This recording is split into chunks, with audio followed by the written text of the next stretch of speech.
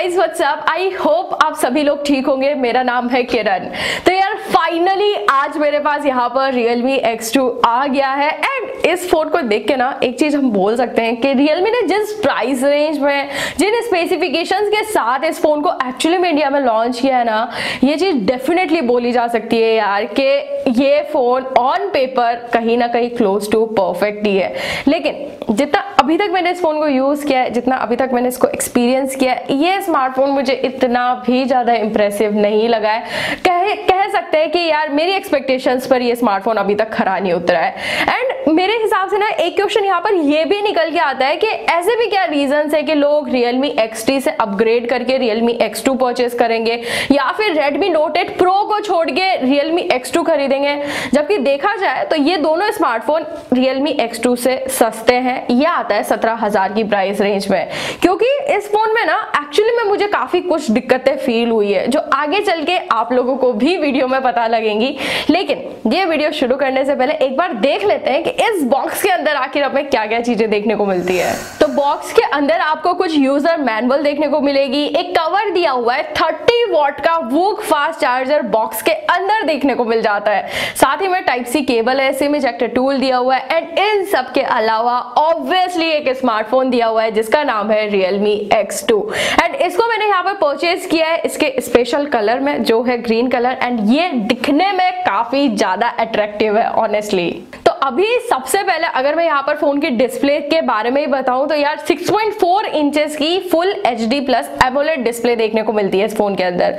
And एक चीज बोली जा सकती है कि यार जब हम एमोलेड डिस्प्ले का नाम लेते हैं ना तो ऐसे जरूरत नहीं पड़ती है यूजुअली कि फोन के डिस्प्ले को एक्सप्लेन किया जाए, क्योंकि यूजुअली एमोलेड डिस्प्ले होती ही काफी अच्छी है एंड सेम एज इस फोन के अंदर भी हमें काफी अच्छी डिस्प्ले देखने को मिलती है। अभी तक जितना एक्सपीरियंस किया है, कोई भी वीडियोस अगर आप यहाँ पर देखते हो, कुछ भी डिस्प्ले के अंदर काम करते हो तो आपको काफी अच्छा फील होने वाला है। इन द सेंस कलर्स काफी अच्छे मिलेंगे, सैचुरेशन ऑन पॉइंट है डिस्प्ले का, साथ ही साथ ब्राइटनेस को लेके भी आपको कभी भी कोई दिक्कत मेरे हिसाब से तो नहीं फील होने वाली है। बाकी यार एक चीज है जिसकी वजह से मैं Realme को अप्रिशिएट करना चाहूंगी कि आजकल ना Realme ये जो बेजल्स वाला गेम है ना काफी सही खेल जाता है। यूजुअली जितने भी स्मार्टफोन आ रहे हैं सब में बेजल्स काफी कम देने का ट्राई करता है Realme। बाकी हाँ, फोन में फ्रंट की तरफ Corning Gorilla Glass 5 की प्रोटेक्शन भी दी हुई है जो अपने आप में एक अच्छी चीज है, बट फ्रंट में ही नहीं बैक में भी Corning Gorilla Glass 5 की प्रोटेक्शन दी हुई है। एंड मेरे ख्याल से यही एक रीजन है कि जब आप फोन को हाथ में लोगे ना तो फोन आपको काफी ज्यादा प्रीमियम फील होगा एंड हैंडी भी है। साथ ही साथ हैंडी इन द सेंस मैं बोलना चाहूंगी कि फोन का एक्चुअली में जो वेट है वो काफी कम है। स्पेसिफिक बताऊं तो 182 ग्राम्स इसका वेट लिखा हुआ है बॉक्स पर, तो काफी लाइट वेटेड फील होता है, हाथ में एकदम परफेक्टली फिट होता है एंड प्रीमियमनेस के हिसाब से अगेन बोलूंगी मैं इस फोन को 10 on 10 देना चाहूंगी। एंड साथ ही मैं बता देती हूँ कि इन डिस्प्ले फिंगरप्रिंट सेंसर देखने को मिलता है। ऑब्वियसली एमोलेड डिस्प्ले है तो ये तो देना बनता है।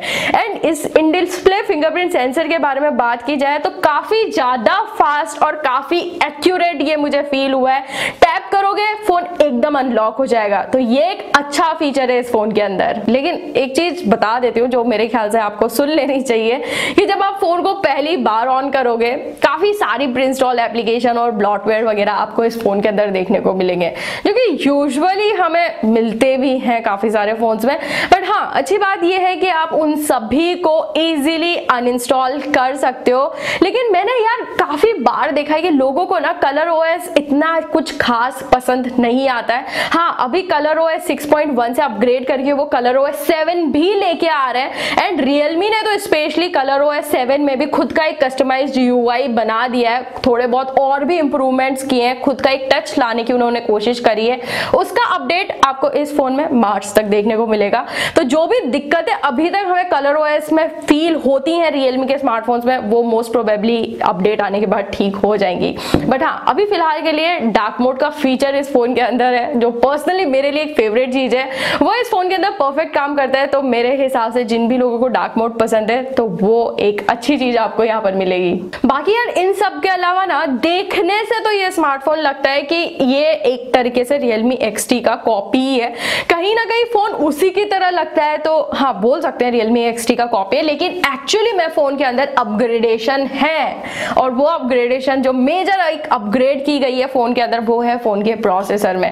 इस फोन के अंदर देखने को मिलता है स्नैपड्रैगन 730G प्रोसेसर। कहीं ना कहीं ये जो प्रोसेसर है ये काफी ज्यादा फास्ट है, काफी सही तरीके से काम करता है। मैं बोलूंगी अगर आपको एक गेमिंग स्मार्टफोन लेना है, अगर आप गेम्स बहुत ज्यादा खेलते हो या फिर मल्टीटास्क परफॉर्म करते हो फोन के अंदर, तो वहां पर भी आपके लिए काफी अच्छे से काम करेगा। इसमें आप S Fold आराम से खेल सकते हो, S Fold 8, 9 जो भी खेलना आराम से खेल सकते हो।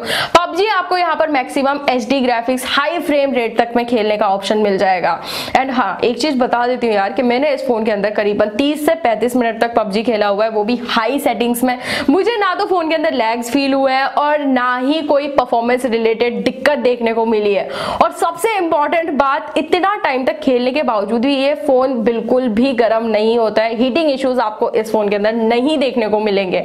I mean, बहुत ही हल्का फुल्का सा जो नेचुरल वार्म करता है फोन जनरली वही होता है, जो कि मेरे हिसाब से बिल्कुल एक नॉर्मल चीज है। और हाँ यार एक्चुअली में एक चीज मैं आप लोगों को बताना भूल गई, इस फोन के अंदर आप लोगों को वाइडवाइन लाइसेंस L1 का सपोर्ट भी देखने को मिल जाएगा, जिसकी हेल्प से ऑब्वियसली आप Amazon प्राइम, नेटफ्लिक्स जैसे प्लेटफॉर्म पर फुल HD में कंटेंट एंजॉय कर सकते हो।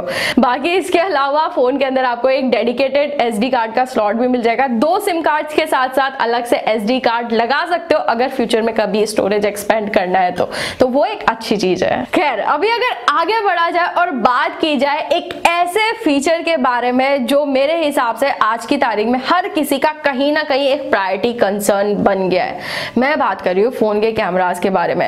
एंड कैमरा के लेके एक चीज मैं यहाँ पर बोलूंगी, एज यूजुअल जिस तरह से Realme XT में क्वाड कैमरा का सेटअप था वही है, उन्हीं रिजोल्यूशन के कैमरास यहाँ पर मिलते हैं, यानी कि आप बोल सकते हो सेम कैमरा सेटअप है। और एक और चीज सिमिलर है वो ये कि जिस तरह से Realme XT में कैमरा बम्प मिलता था उसी तरह से यहाँ पर भी बड़ा सा कैमरा बम्प है।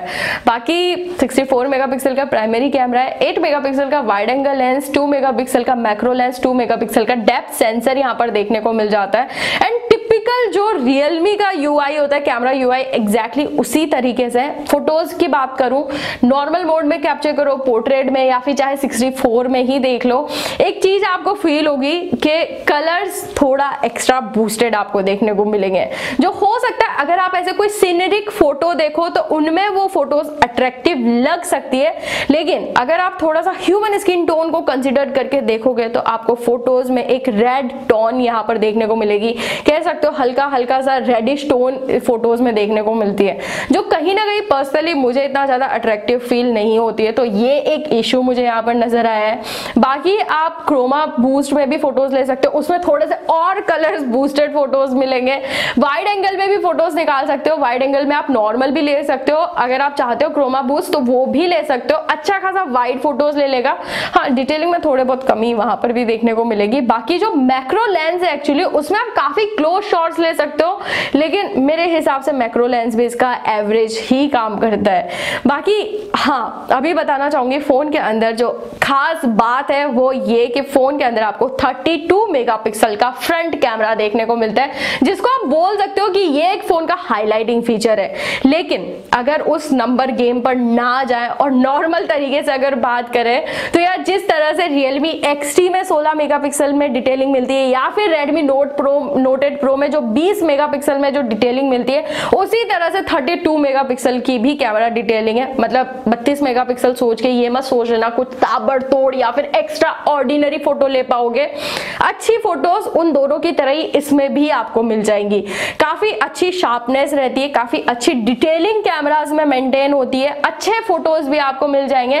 बट हाँ जो हल्का फुल्का वो रेडिश टोन वाला इफेक्ट है वो थोड़ा सा आपको फ्रंट कैमरा में भी देखने को मिलेगा। रियर कैमरा की तरह इतना ज्यादा तो नहीं है, बट हाँ यहाँ पर भी थोड़ा बहुत तो है। तो मोस्ट प्रोबेबली आने वाले टाइम पर शायद से Realme इसको अपडेट के थ्रू फिक्स कर दे, एंड मेरे हिसाब से इसको फिक्स करने की काफी ज्यादा जरूरत है।